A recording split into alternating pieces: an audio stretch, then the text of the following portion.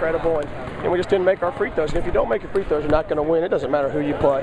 Had some opportunities, particularly with 8/10 of a second to go in regulation. Yeah. Just couldn't get them to go down. But like you say, there were several opportunities in the game, not just that particular situation. Yeah, I mean, it's not just Josh. I mean, Josh was in that situation, but it's not Josh's fault. I mean, everybody missed free throws. I mean, it just didn't.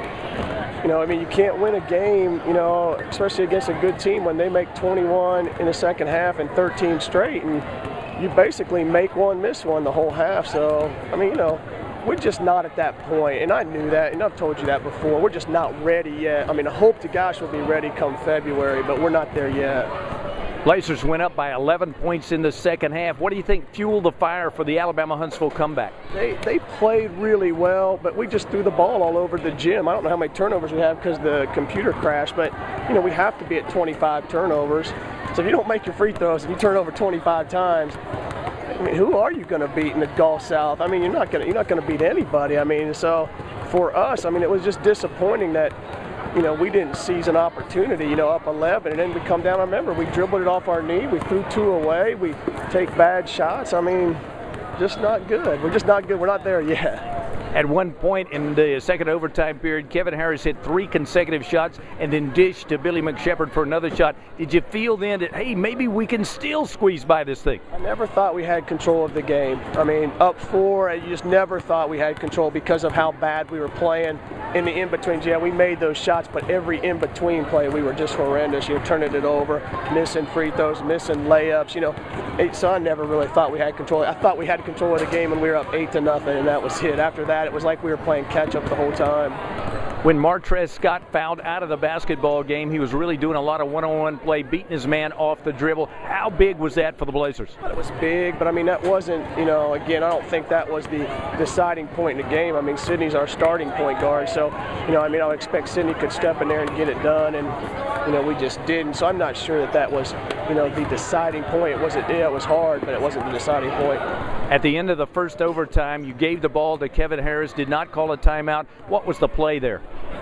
Just let him make a play. You know, they were changing their defense, and just let him make a play and get his shot off. I mean, you know, he's the guy that had been making shots. You know, we only made, I think, 5 threes the whole second half. He made 3 or 4 of them. So, you know, I was just going to try to give him the ball and let him make a play, and that was really kind of my only thought.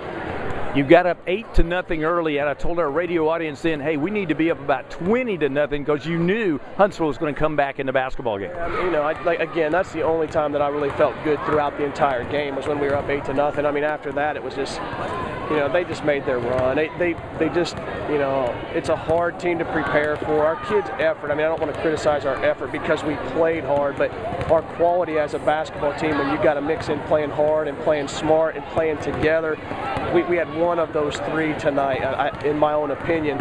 And I just think that we're not there yet. You know, I'm hoping by February we'll learn, you know, where to go with it at critical times. And, you know, when you're up 7, you can't come down and turn it over and give them a layup, I think, or a foul down there and they make 2 free throws. You just can't do those kind of things if you expect to be a good basketball team. You held them to 19 points in the first 20 minutes of the game. That had to be a shock, but a great credit to your defense. I thought our kids played hard defensively. You know, I'm not sure that, you know, they missed some wide open threes, you know, and to their kids' credit, they got back going in the second half and shot it like they're going to shoot it every other game that they play this year except for that first half. So, you know, to their credit, I mean, I know we played, you know, the score was low, I should say, but I'm not sure it was incredible defense. I just think they missed some point-blank shots. Both teams missed some point-blank shots.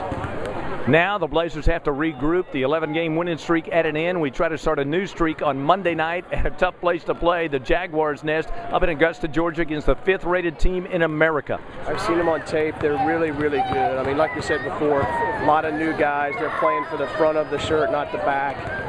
It's going to be tough. I mean, it's going to be really tough. And then we have to go to Lambeth on Saturday. I mean, we've got a lot of work in front of us this week against 2 very good teams on the road. And, you know, we haven't played away from here a lot this year, so hopefully we can go and try to play well at Augusta State on Monday. But, I mean, it's going to be a tough regroup after a double overtime game. How do you get the guys back up? You got to pump them back up. You got to put this one behind you. Get ready for the Jaguars. Well, I mean, if you can't get ready for that game, you probably shouldn't be playing college basketball. So, I mean, you just got to get ready and, you know, make sure that you're ready to, you know, play in a highly contested environment. I mean, Huntsville did it. They came in here and beat us in front of a big crowd. You know, you got to play well in front of a big crowd against a very good team. You just got to come back and go to work. I mean, basketball's not like football. You don't have a whole week. I mean, you had 48 hours to play again, and then you play again next Saturday. I mean, it just keeps coming right at you. So, I mean, we got a lot of mental prep to do, and then some physical prep tomorrow, just light, and then go play Monday. Mike Helfer, thanks for stopping by in the Langdale Honda Kia postgame report. I appreciate it.